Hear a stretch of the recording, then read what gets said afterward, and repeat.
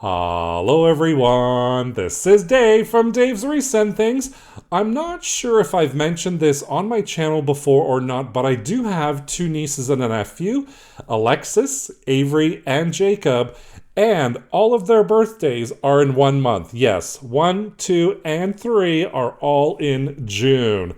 Today, I am going to dedicate this video to all three of them, Alexis, Avery, and Jacob. I love you so, so much. Happy, happy, happy birthday. And this video is all for you.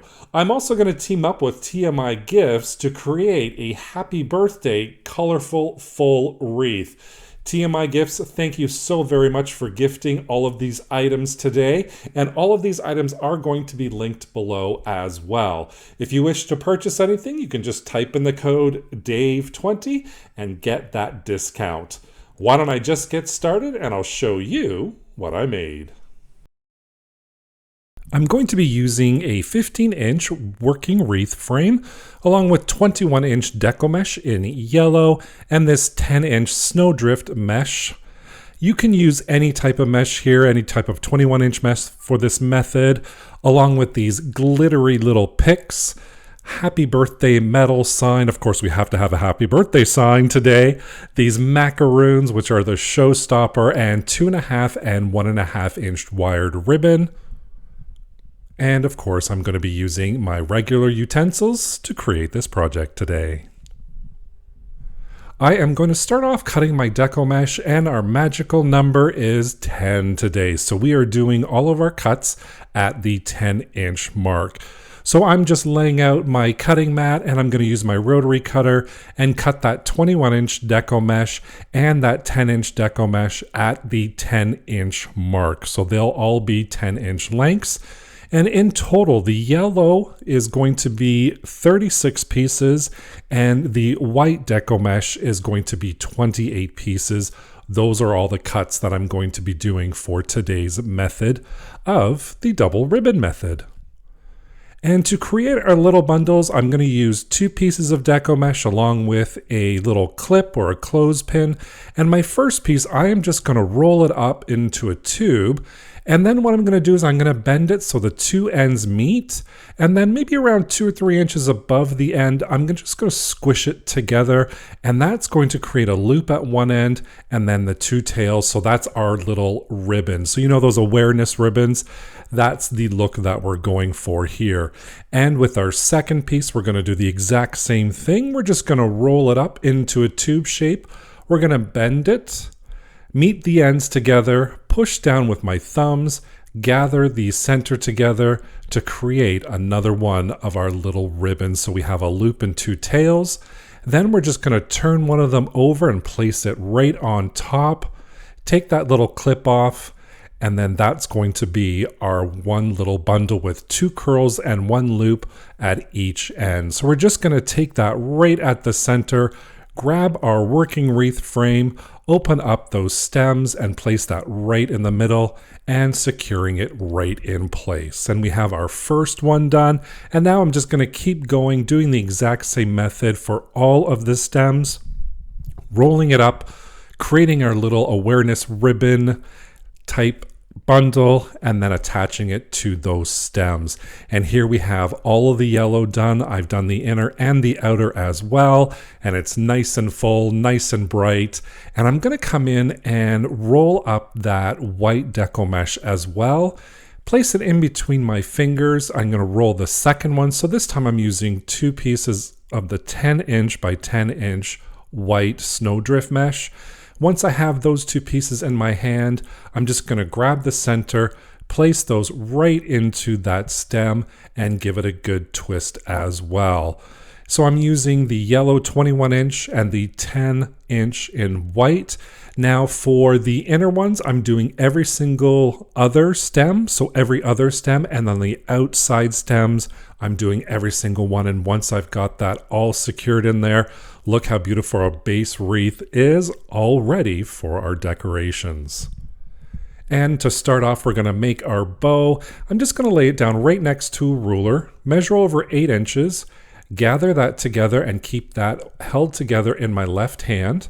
And then I'm going to measure out 12 inches, gather it together, bring that into my left hand, and now we've created a loop at the top and a tail at the bottom, and we're going to create another loop. We're going to twist it first to ensure the good side still faces up. Measure out that 12 inches, gather it together, bring it to your left hand, hold it there, and then we're going to twist for that good side to face up once more, creating another loop. So we've created 2 loops so far. This is our third at 12 inches. Bring that right back to your left hand again, and now we're going to create an 8-inch tail just by laying it down, measuring it out. I'm going to grab my scissors, cut at that 8-inch mark, and we are almost done with our first little loop. I'm going to put it together and attach that all together with a full-length pipe cleaner. I'm just going to fluff it up a little bit, fold those corners, and then do a little dovetail cut or swallowtail or fishtail, whatever you want to call it. That is our first segment. And for our second segment, I'm going to use a solid purple, and I'm measuring the tail at 7 inches, and I'm measuring the loops at 10 inches. So this is the exact same procedure we did the first time around.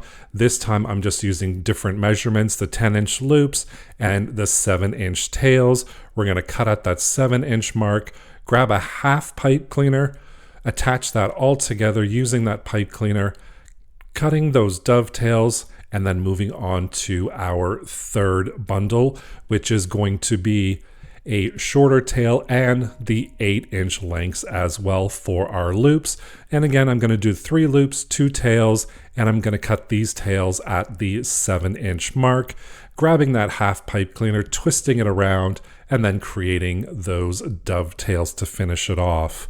Once I have all 3 pieces together, I'm going to start putting them together just by using those pipe cleaners, wrapping it around the center, and then just twisting it right at the back, making sure it's nice and secure, and cutting off the excess with my scissors. Our final one going on right now, using the same method, just twisting those twist ties at the back, and there is our beautiful bow almost done. I'm just going to fluff it up. Of course, you know it's not a bow unless Dave's doing his fluffing. And then I'm going to take one of those little glittery balls. I just detached it from the pick, glue it right in the center, and then I'm going to flip it over and place some hot glue right on the back side. Now, I am making 3 bows in total for this project, so it's the exact same measurements. It's for 3 bows, and then of course you'll see it being all put together a little bit later on. Now I like to do what I call a dry run, where I just kind of place everything down where I want it to go. I don't glue anything down, and of course I cut off the little pink ball for my bow, and what I'm going to do with the excess is I'm just going to twist it around a glue stick just to give it a little curl, so I don't have to cut it off and it looks awkward or weird. This adds to it, and I think it just kind of finishes it off as well, even though I did take off one of those glittery balls for my bows. And once I have placed everything down, I'm going to grab my phone and just take a picture of it. So right now, nothing is glued down, nothing's attached. So I'm going to take a picture of it just as a reference, and then I'm going to take everything off and start gluing everything down. So I've got my macaroons right there, all glued down. My happy birthday sign, I have some pipe cleaners glued to the back. I'm just going to place those right to the back, twist them around to secure that sign, and then I'm going to cut off some excess of those picks. Use my hot glue to glue that all right down in place wherever I want it to go. And I'm going to attach my bows using the same method as the sign, just placing those pipe cleaners through the frame and twisting it on the back. I'm also going to use that photo you'll see right here just to check how I had everything laid out. That is a great tip. I love doing it. I do it all the time after my dry runs to make sure everything is perfect and how I want it. And now, of course, everything's glued down and tied down, and we're just going to fluff, fluff, fluff until our final result. Look at those macaroons right in the center, our huge bows, and of course, we have to have a happy birthday sign for a happy birthday wreath. I love the colors of this. It's so bright, it's so colorful, it's so cheerful. Here it is hanging on my front door. Actually, no, I lied. This is hanging on my studio door, not my front door. But I just love all of these colors. And again, thank you so much to Lori and everyone else at TMI Gifts. And happy birthday Alexis, Avery, and Jacob.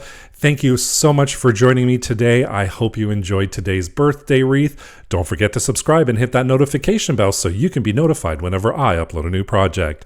Thank you so much for watching. Take care. Bye for now.